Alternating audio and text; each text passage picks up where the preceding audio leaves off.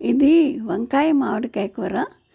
మామిడికాయలు వస్తున్నాయి కాబట్టి ఇప్పుడు పప్పులోనే కాకుండా మామిడికాయ ములక్కాయల్లోని వంకాయల్లోని అట్లా మనకి ఎందులో అన్నా మటన్ చికెన్ అట్లా కూడా వేసుకోవచ్చు. పుల్లపుల్లగా కూర బాగుంటుంది అన్నమాట. అందుకని నేను ఈరోజు వంకాయ మామిడికాయ వండుతున్నాను అనమాట. దానికి వంకాయలు కట్ చేసి నీళ్ళల్లో వేసుకోవాలి.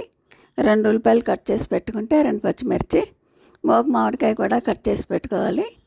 చక్కగా బాణాలు పెట్టుకొని కొంచెం ఆవాలు జీలకర్ర ఆయిల్ పోసి వేగనిచ్చుకోవాలి.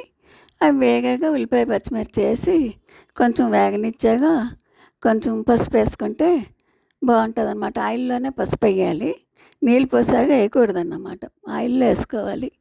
అందుకని ఉల్లిపాయ పచ్చిమిర్చి వేగేటప్పుడు ఒక 1/2 స్పూన్ పసుపు వేసుకుంటే కూరకు సరిపోద్ది. ఆ ఉల్లిపాయలు మగ్గాక వంకాయ ముక్కలు వేసుకుంటే అవి కొంచెం ఉప్పు వేసుకుంటే మగ్గుతాయి అన్నమాట. 1 స్పూన్ ఉప్పు పడుతుంది, పులుపు ఉంది కదా మామిడికాయ. 1 స్పూను సాల్ట్ వేసుకొని తర్వాత మామిడికాయ ముక్కలు వేసుకొని 1 స్పూన్ కారం కూడా పడుతుంది అన్నమాట. పులుపు ఉన్నప్పుడు మనకి కారం ఎక్కువే పడుతుంది, ఉప్పు కారాలు. అందుకని 1 స్పూన్ కారం వేసాను. అప్పుడు కొంచెం కదిపేగా కుక్కర్కి అయితే ఒక 1/2 గ్లాసు వాటర్ పోసి 2 విజిల్స్ రానిచ్చుకొని కొద్దిగా వాటర్ ఉంటుంది కాబట్టి దగ్గరికి రానిచ్చుకోవాలి మూత తీసాగా.